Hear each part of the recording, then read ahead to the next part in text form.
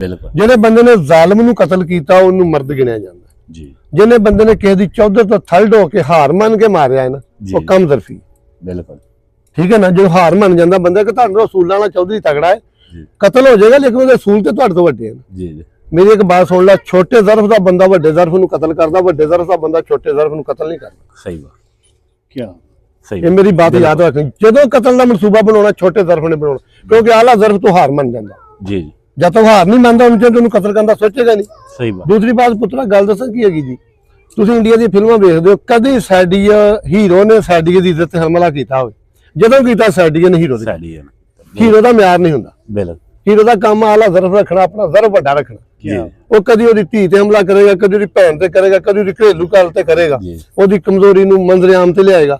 Hero ਕਦੀ ਕੰਮ ਜ਼ਰਫ ਦੁਸ਼ਮਣ ਦੀ ਕਮਜ਼ੋਰੀ ਨੂੰ ਮੰਜ਼ਰ ਆਮ ਤੇ ਨਹੀਂ ਲਿਆਏਗਾ। ਠੀਕ ਹੈ ਨਾ। ਇਹ ਹੁੰਦੇ ਨੇ ਜ਼ਰਫ ਦੀਆਂ ਬਾਤਾਂ।